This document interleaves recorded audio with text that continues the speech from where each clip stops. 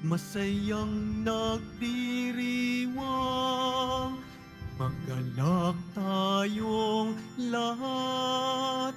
Si Jesu Kristo'y nabuhay, nanaig sa kamatayan. Alleluia, alleluia. Sa ngalan ng Ama at ng Anak at ng Espiritu Santo, Amen. sumainyo ang Panginoon. At sumayo rin. Mga kapatid, aminin natin ang ating mga kasalanan upang tayo ay maging marapat gumanap sa banal na pagdiriwang. Inaamin ko Sa makapangyarihang Diyos at sa inyo mga kapatid, na luba ako nagkasala sa isip, sa salita, sa gawa, at sa aking pagkukulang. Kaya isinasamo ko sa mahal na Birheng Maria, sa lahat ng mga anghel at mga banal, at sa inyo mga kapatid, na ako'y ipanalangin sa Panginoong ating Diyos. kaawaan tayo ng makapangyarihang Diyos, patawarin tayo sa ating mga kasalanan, at patnubayan tayo sa buhay na walang hanggan. Amen. Panginoon, kaawaan mo kami. Panginoon, kaawaan mo kami. Kristo, kaawaan mo kami. Kristo, kaawaan mo kami. Panginoon, kaawaan mo kami. Panginoon, kaawaan mo kami.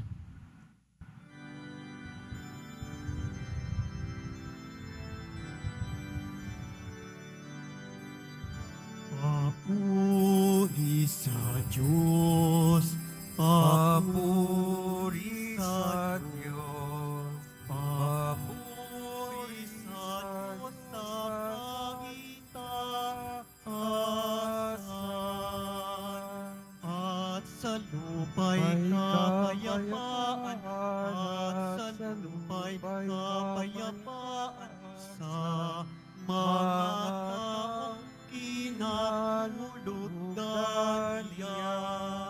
Pinupuri ka namin, dinarangal ka namin, sinasamba ka namin, ipinagmuli ka namin, pinasasalamatan ka namin.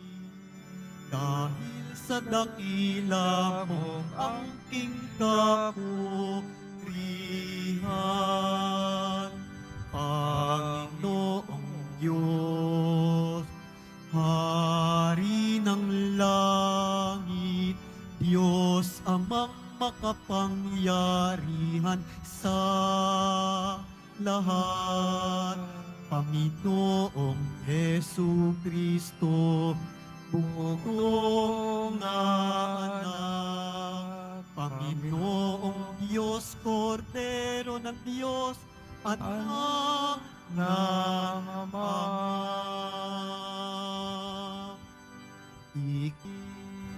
Sapagkat ikaw lamang ang banal at ang kataas-taasan, ikaw lamang, O Hesu Kristo, ang Panginoon, kasama ng Espiritu Santo sa kadakilaan ng Diyos Ama. Amen. Ng Diyos Ama. Amen. Papuri sa Diyos, papuri sa Diyos, papuri sa Diyos sa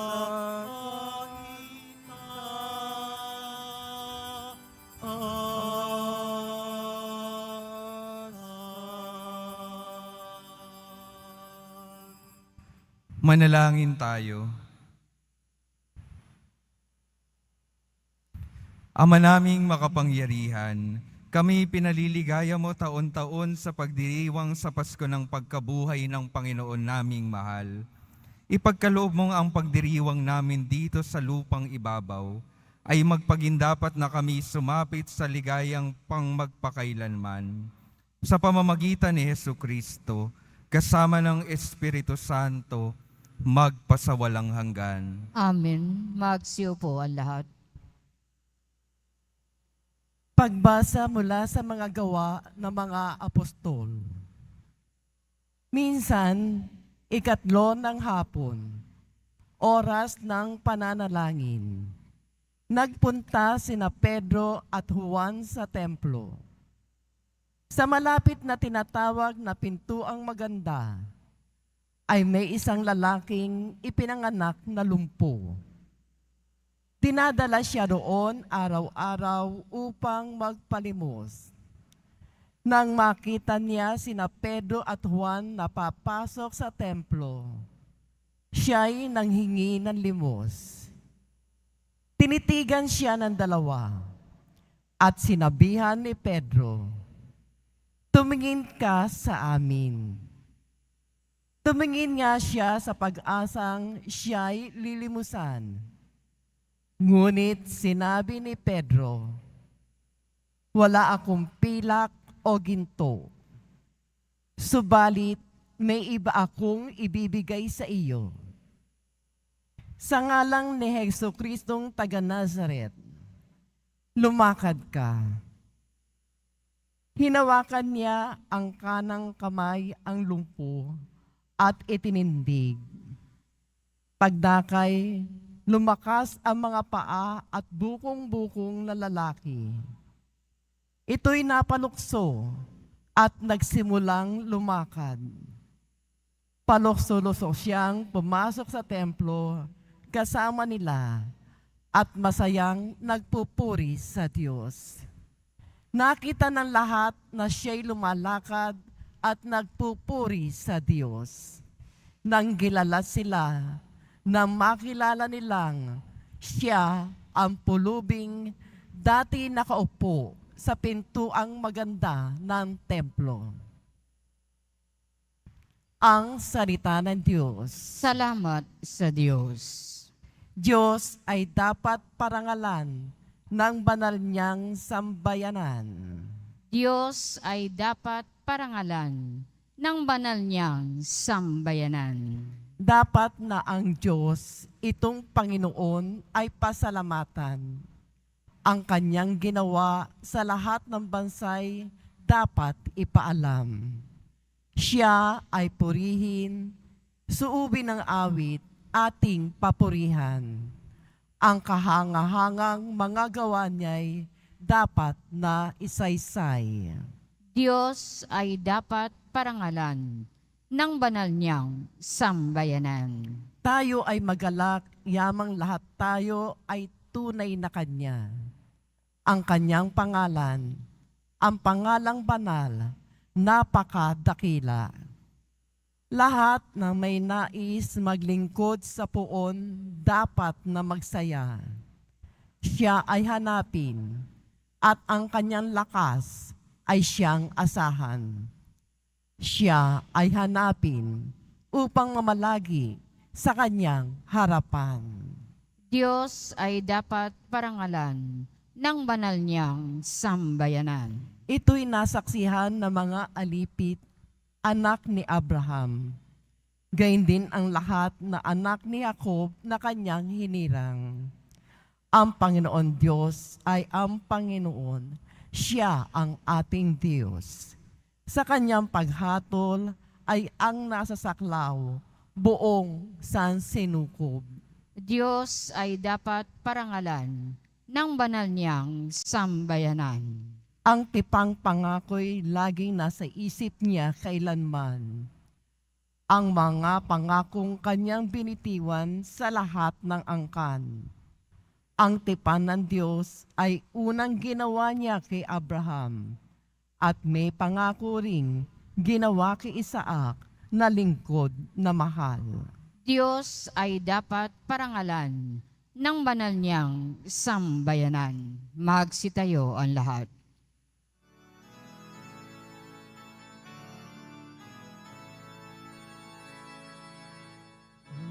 Hallelujah.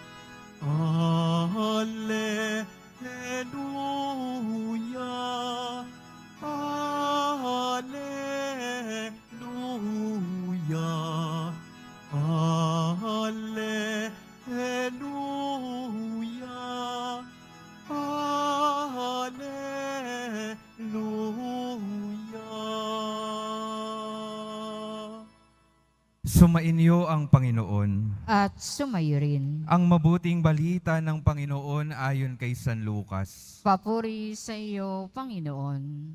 Nang araw ding iyon, ang dalawa sa mga alagad ay patungo sa isang nayong tinatawag na Emmaus. May 11 kilometro ang layo sa Jerusalem. Pinag-uusapan nila ang mga pangyayari. Samantalang nag-uusap sila at nagtatanungan, lumapit si Jesus at nakisabay sa kanila. Siya'y nakita nila, ngunit hindi nakilala agad. Tinanong sila ni Jesus, ano ba ang pinag-uusapan ninyo? At tumigil silang nalulumbay.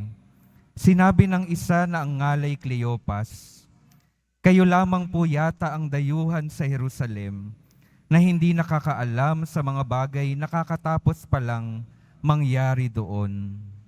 Anong mga bagay, tanong niya? At sumagot sila, tungkol kay Jesus na taga Nazaret, isang propetang makapangyarihan sa gawa at salita, maging sa harapan ng Diyos at ng mga tao. Isinakdal siya ng aming mga punong saserdote at mga pinuno upang mahatulang mamatay, at siya ay ipinako sa krus. Siya pa naman ang inaasahan naming magpapalaya sa Israel. Hindi lamang iyan. 3 araw na ngayon mula nang mangyari ito, nabigla kami sa ibinalita ng ilan sa mga babaeng kasamahan namin. Maagang-maaga raw silang nagpunta sa libingan at di nila natagpuan ang kanyang bangkay. Nagbalik sila at ang sabi, nakakita raw sila ng isang pangitain. Mga anghel na nagsabing buhay si Jesus. Pumunta rin sa libingan ang ilan sa mga kasama namin at gayon nga ang natagpuan nila. Ngunit hindi nila nakita si Jesus. Sinabi sa kanila ni Jesus, kay hahangal ninyo. Ano't hindi ninyo mapaniwalaan ang lahat ng sinabi ng mga propeta? Hindi ba't ang Mesiyas ay kailangang magbata ng lahat ng ito bago niya kamtan ang kanyang marangal na katayuan? At ipinaliwanag sa kanila ni Jesus ang lahat ng nasasaad sa kasulatan tungkol sa kanyang sarili, simula sa mga aklat ni Moises hanggang sa sinulat ng mga propeta. Malapit na sila sa nayong kanilang patutunguhan at si Jesus ay waring magpapatuloy pa ng lakad. Ngunit siya'y pinakapigil-pigil nila. Tumuloy na po kayo rito sa amin, anila, sapagkat palubog na ang araw at dumidilim na. Kaya't sumama nga siya sa kanila. Nang siya'y kasalo na nila sa hapag, dumampot siya ng tinapay at nagpasalamat sa Diyos, saka pinaghati-hati at ibinigay sa kanila. Nabuksan ng kanilang paningin at nakilala si Jesus, subalit ito'y biglang nawala. At nawika nila. Kaya pala gayon ang pakiramdam natin habang tayo'y kinakausap sa daan at ipinapaliwanag sa atin ang mga kasulatan. Noon di tumindig sila at nagbalik sa Jerusalem. Narat na nilang nagkakatipon ang 11 at ang iba pang mga kasama nila na nag-uusap-usap. Muli ngang nabuhay ang Panginoon. Napakita kay Simon at isinalaysay naman ng dalawa ang nangyari sa daan at kung paano nila siyang nakilala nang paghati-hatiin niya ang tinapay. Ang mabuting balita ng Panginoon. Pinupuri ka namin, Panginoong Hesus Kristo. Magsiupo ang lahat. Mga minamahal kong mga kapatid na naririto at kasama natin online, pakingitian naman po yung mga katabi pakisabi. Ngayon pong araw na ito, simula nung linggo, ipinagdiriwang po natin ang muling nabuhay na ating Panginoong Hesus. Muli na po siyang nabuhay, natapos na ang kanyang pagpapakasakit, tapos na ang Biyernes Santo. Pakitingnan naman po yung mga katabi kung mukha pa ring Biyernes Santo. Mukha pa rin po ba? Pakisabi, mabuhay ka na. Yan, mabuhay na po kayong muli. Nabuhay na yung ating Panginoon. May tanong po ako sa inyo. Kapag mayroong taong sabihin na po natin na nagbigkas ng mga salita na nagbibigay sa atin ng pag-asa. Tapos yung kanilang mga pangako ay hindi nila natupad. Ano pong nararamdaman natin? Hindi ho ba tayo ay naiinis sa kanila? Tayo ay lumalayo sa kanila. Para bang sinasabi natin sa kanila, ay, paasa naman itong taong to. Akala ko, ibibigay na yung kaligayahan at tagumpay na ninanais ko kasama siya. Tapos bigla namang mawawala. Hindi naman niya tutuparin yung kanyang mga sinabi. Ang ating karanasan, ang ating nararamdaman ay sakit, pagkadismaya, at ang ating kadalasang aksyon ay paglayo. At ito po yung napakinggan natin sa dalawang alagad ng ating Panginoon na patungong Emmaus. Sila ay papalayo sa Jerusalem, papalayo kung saan nagkakatipon yung mga alagad, naghihintay sa ating Panginoon. Itong dalawang ito, parang ganun yung naranasan. Sabi nila siguro sa kanilang mga sarili, ano pang dahilan, bakit ako mananatili sa Jerusalem? Yung taong inaasahan natin na magpapalaya at magbibigay ng kaligayahan at tagumpay sa ating mga buhay, ay wala na. Wala namang nangyari at wala na sigurong mangyayari. Pinaasa lamang tayo ng ating Panginoon. Pinaasa niya lang tayo. Kaya anong ginagawa nila? Unti-unti nang lumalayo. Hindi ho ba ganito rin naman yung ating ginagawa? Kapag sa tingin natin ay tayo ay binigo ng ating Panginoon dahil hindi niya sinagot yung ating mga panalangin. Dahil tayo ay nagbigay ng ating pananampalataya at pagtitiwala sa Panginoon. Pero yung ating mga dinadasal, hindi naman niya para sa atin tinutupad at pinapakinggan. Kaya tayo nagkakaroon ng pagkadismaya at ang ating ginagawa ay ang unti-unting paglayo sa ating Panginoon. Lumalayo tayo kung saan tayo gustong manatili ng Panginoon. Pero ano po yung mabuting balita na kahit na ganoon tayo na mahilig lumayo sa Diyos, kapag tayo ay nadidismaya sa Kanya. Yung ating Panginoong Hesus, pinakita sa pamamagitan ng Ebanghelyo na kahit tayo ay lumalayo, siya ay lalapit, sasamahan tayo. Tayo ay lalapitan pa rin ng Panginoon kahit tila baga tayo ay naglalakad na sa maling daan. Pinapaalala sa atin ng Panginoon na kahit tayo ay nasa maling daan na, maglalakad pa rin siya sa ating mga tabi. At anong gagawin ng Panginoon? Hindi niya hahayaan na patuloy tayong maglakad sa daan papalayo sa Kanya. Sa Kanyang pagsama sa atin, unti-unti niyang bibigyan ng liwanag yung ating mga karanasan kung bakit nangyayari ang mga nangyayari sa ating mga buhay. At doon naman niya dinala yung mga alagad na unti-unting lumalayo sa Kanya.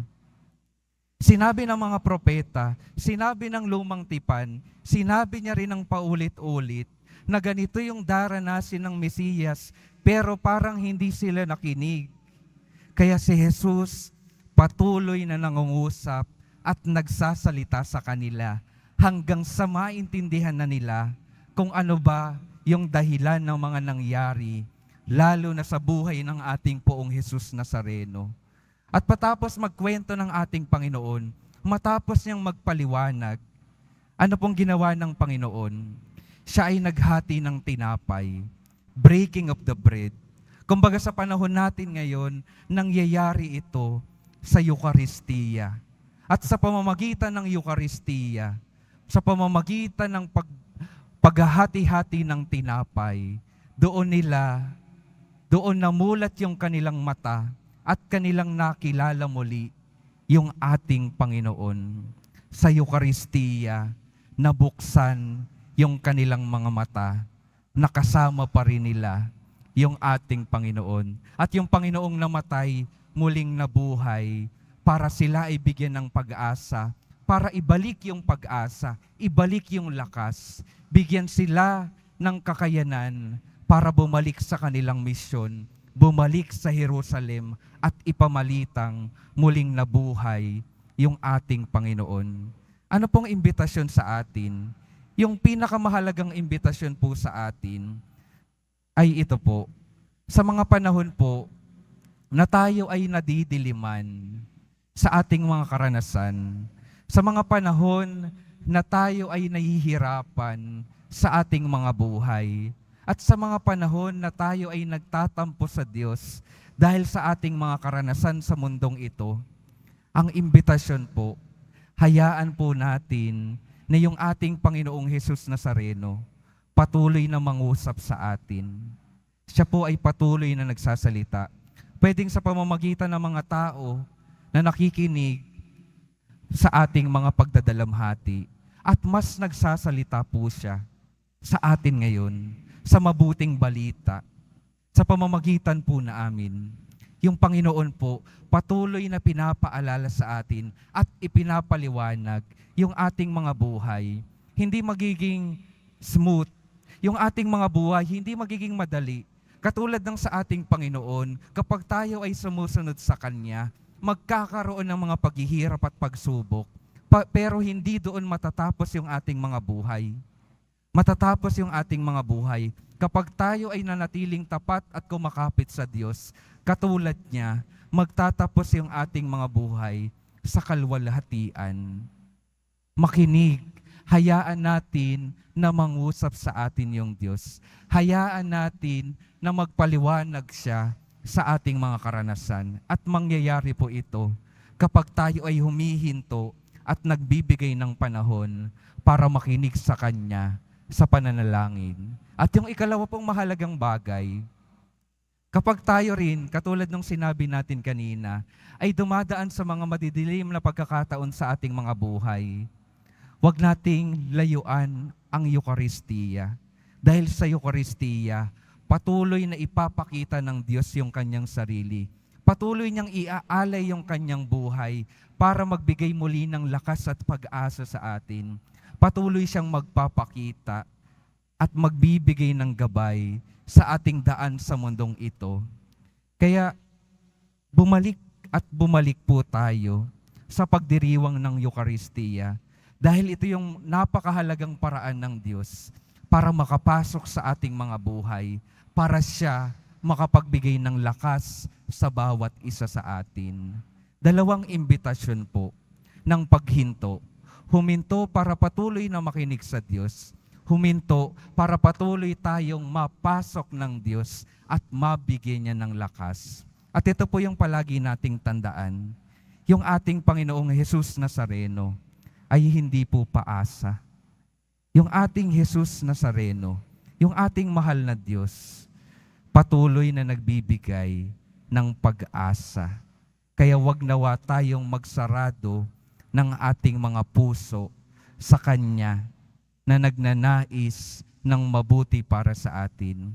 Huwag tayong magsarado ng ating mga sarili sa Kanya na patuloy na nag-aalay at nagbibigay ng Kanyang buhay para tayo ay maihatid sa buhay na walang hanggan. Amen.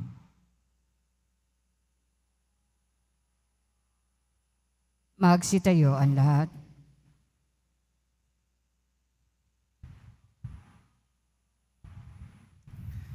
Minamahal kong mga kapatid, sa pag-alala natin kung papaano nakilala ng mga alagad si Jesus sa paghahati-hati ng tinapay sa daan patungong Emmaus, manalangin tayo sa Diyos Ama upang magkaroon tayo ng higit na malalim na pagpapahalaga sa muling nabuhay na Kristo bilang ating pagkaing espiritual para sa ating paglalakbay sa buhay.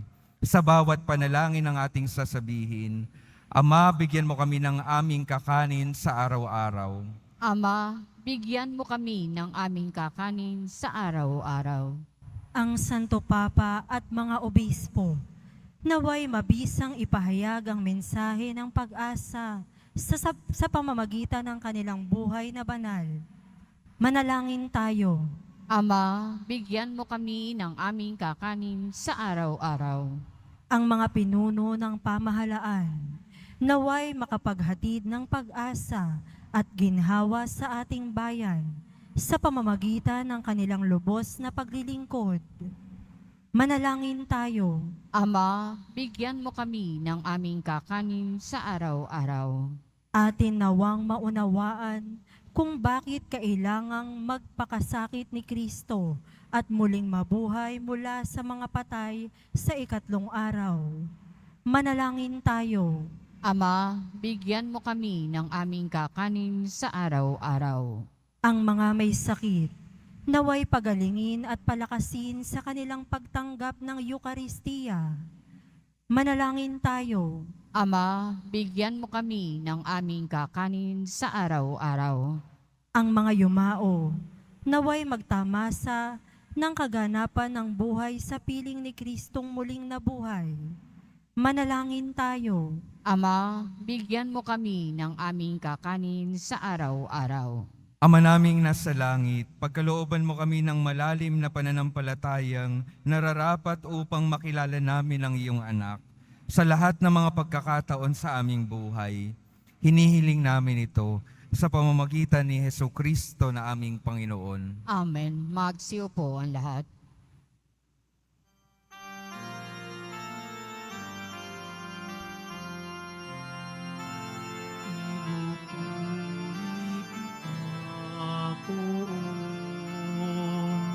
Sapagkat ako'y iniligtas, mga kaaway di makuhang matuwa mula sa libingan. Tanggapin mo, O Panginoon, ang alay ng bayang nagdiriwang. Puhunan mong bigay ang alak at tinapay, handog ng pagkabuhay.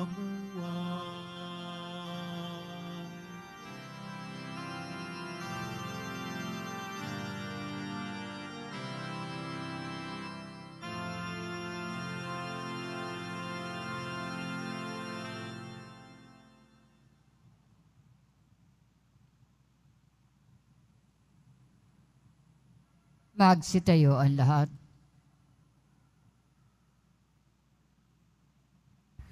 Manalangin kayo mga kapatid upang ang paghahain natin ay kalugdan ng Diyos Amang makapangyarihan. Tanggapin nawa ng Panginoon itong paghahain sa iyong mga kamay, sa kapurihan niya at karangalan, sa ating kapakinabangan at sa buong sambayanan niyang banal.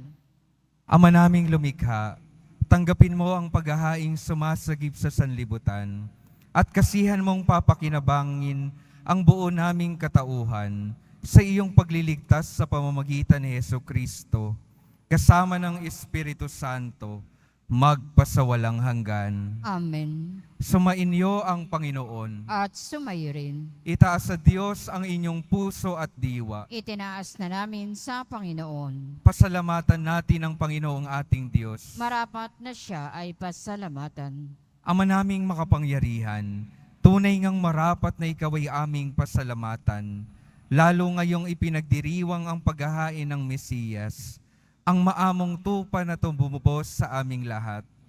Ang iyong anak na minamahal ay naghain ng sarili niyang buhay. Siya ang tupang maamong umako sa kaparusahan upang mapatawad ang kasalanan ng sanlibutan. Sa pagkamatay niya sa banal na krus, ang kamatayan namin ay kanyang nilupig.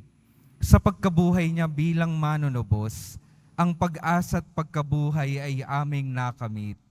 Kaya kaisa ng mga anghel na nagsisiawit ng papuri sa iyo, nang walang humpay sa kalangitan, kami nagbubuni sa iyong kadakilaan.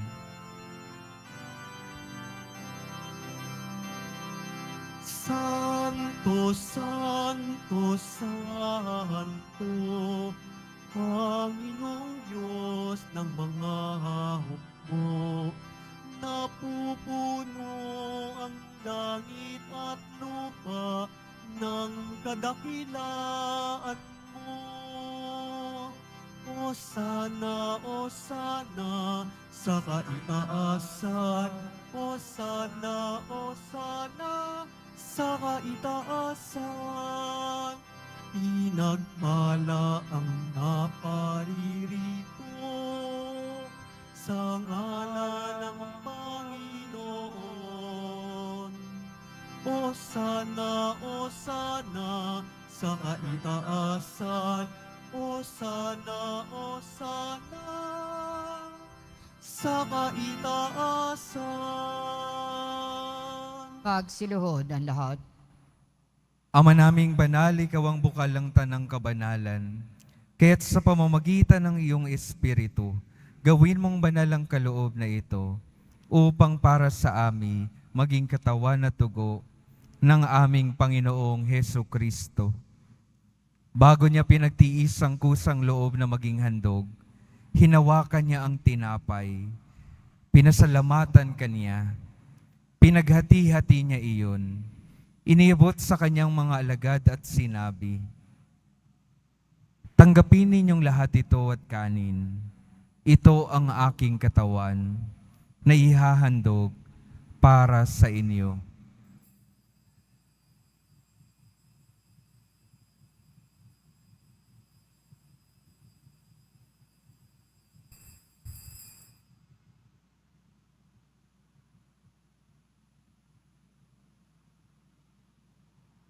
Gayon din naman nung matapos ang hapunan, hinawakan niya ang kalis, muli kanyang pinasalamatan.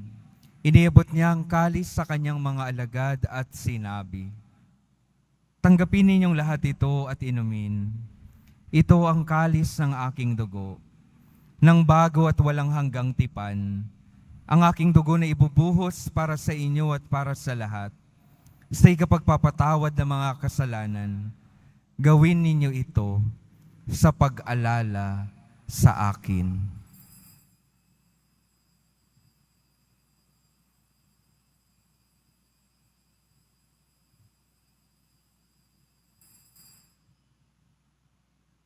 Magsitayo ang lahat. Ipagbunyi natin ang misteryo ng pananampalataya. Si Kristo'y namatay, si Kristo'y nabuhay, si Kristo'y babalik sa wakas ng panahon. Ama, ginagawa namin ngayon ang pag-alala sa pagkamatay at muling pagkabuhay ng iyong anak. Kaya't iniaalay namin sa iyo ang tinapay na nagbibigay buhay at ang kalis na nagkakaloob ng kaligtasan. Kami nagpapasalamat dahil kami iyong minarapat na tumayo sa harap mo para maglingkod sa iyo. Isinasama namin kaming magsasalo-salo sa katawan at dugo ni Kristo ay mabuklod sa pagkakaisa sa pamamagitan ng Espiritu Santo. Ama, lingapin mo ang iyong simbahang laganap sa buong daigdig. Puspusin mo kami sa pag-ibig. Kaisa ni Francisco na aming Papa at ni Jose na aming Obispo at ng Tanang Kaparian. Alalahanin mo rin ang mga kapatid naming nahimlay nang may pag-asang sila'y muling mabubuhay. Gayon din ang lahat ng mga pumanaw. Kaawaan mo sila at patuloyin sa iyong kaliwanagan. Kaawaan mo at pagindapatin kaming lahat na makasalo sa iyong buhay na walang wakas.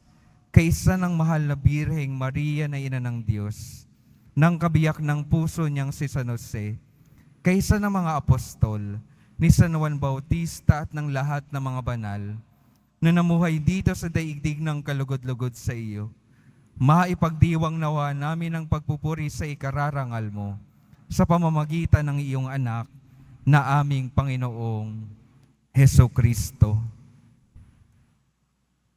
Sa pamamagitan ni Kristo, kasama niya at sa Kanya, ang lahat ng parangal at papuri ay sa iyo, Diyos Amang makapangyarihan, kasama ng Espiritu Santo, magpasawalang hanggan. Amen, amen, amen. Amen, amen. Amen, amen.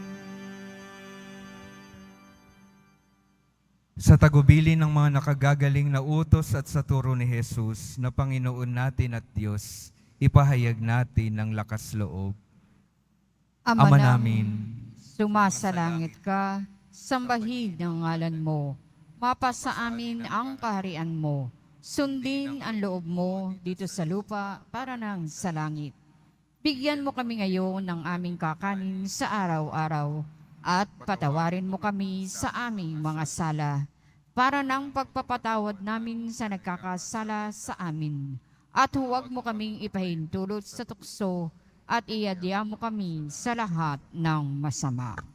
hinihiling namin kami idya sa lahat ng masama, pagkalooban ng kapayapaan na araw-araw, iligtas sa kasalanan, at ilayo sa lahat ng kapahamakan, samantalang aming pinananabikan ang dakilang araw ng pagpapahayag ng tagapagligtas naming si Hesukristo. Sapagkat iyo ang kaharian at ang kapangyarihan at ang kapurihan magpakailanman. Amen. Panginoong Hesukristo, sinabi mo sa iyong mga apostol, kapayapaan ang iniiwan ko sa inyo, ang aking kapayapaan ang ibinibigay ko sa inyo.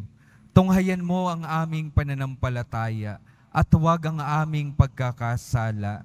Pagkalooban mo kami ng kapayapaan at pagkakaisa, ayon sa iyong kalooban, kasama ng Espiritu Santo, magpasawalang hanggan. Amen. Ang kapayapaan ng Panginoon ay laging sumainyo. At sumayo rin. Magbigayan kayo ng kapayapaan sa isa't isa.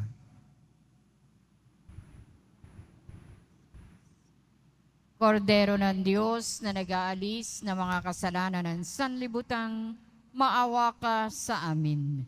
Kordero ng Diyos na nag-aalis ng mga kasalanan ng sanlibutan, maawa ka sa amin. Kordero ng Diyos na nag-aalis ng mga kasalanan ng sanlibutan, ipagkaloob mo sa amin ang kapayapaan. Magsiluhod ang lahat.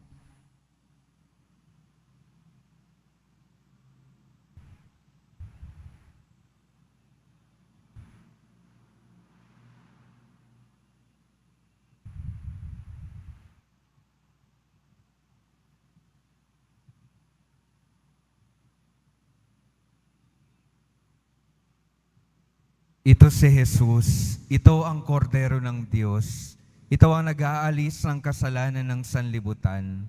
Mapalad ang mga inaanyayahan sa kanyang piging. Panginoon, hindi ako karapat-dapat na magpatuloy sa iyo. Ngunit sa isang salita mo lamang ay gagaling na ako.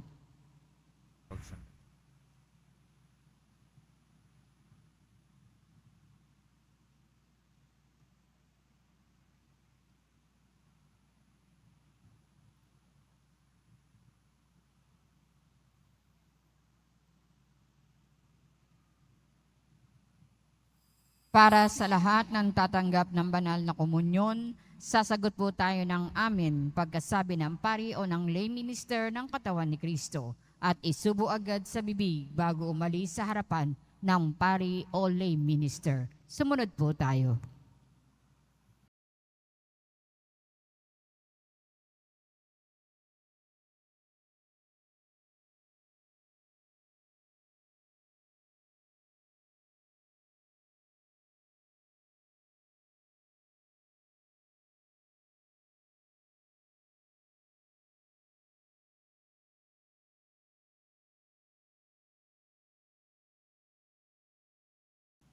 Manalangin tayo. Ama naming mapagmahal, kaming iyong pinapakinabang sa ikapagpapatawad ng mga kasalanan, ay gawin mong mga bagong nilalang, pakundangan sa pagtanggap namin sa sakramentong banal, na iyong anak na tagapamagitan, kasama ng Espiritu Santo, magpasawalang hanggan. Amen. Mga minamahal kong mga kapatid, ang patuloy pong paalala sa atin, lalo na ng ating Panginoon, siya po ay hindi paasa, kundi patuloy na nagbibigay ng pag-asa. At paano tayo patuloy na mabibigyan ng pag-asa ng ating Panginoon? Patuloy tayong maging bukas sa Kanyang pangungusap sa ating mga buhay. Patuloy tayong maging bukas para tanggapin siya sa Eucharistia. upang ang ating mga buhay mapuno ng pagpapalakas ng ating Panginoon, mapuno ng pag-asa, at tayo ay makapagbahagi ng kanyang presensya saan man tayo ipadala ng ating Panginoon. Sumainyo ang Panginoon. At sumayo rin. Mahal na poong Jesus Nazareno, inihayag mo sa pamamagitan ng krus ang walang maliw na pag-ibig ng Diyos sa sangkatauhan. Pakinggan mo ang kahilingan ng iyong angkan na nagsusumamo sa iyo. Makamtanawa nila ang iyong katugunan at tanggapin ang kasagutan na may utang na loob na tinatanaw.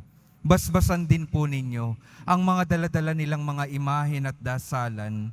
Sa pamamagitan ng bendisyon na ito, ay maalala nawa nila ang mga pangako nila sa binyag, na ikaw ay kanilang iibigin at paglilingkuran bilang Panginoon, ngayon at magpasawalang hanggan. Amen. At pagpalain kayo ng makapangyarihang Diyos, Ama, Anak, at Espiritu Santo. Amen. Humayo kayong mapayapa, taglay ang pag-ibig ng poong Jesus Nazareno. Alleluia, alleluia. Salamat sa Diyos. Alleluia, alleluia.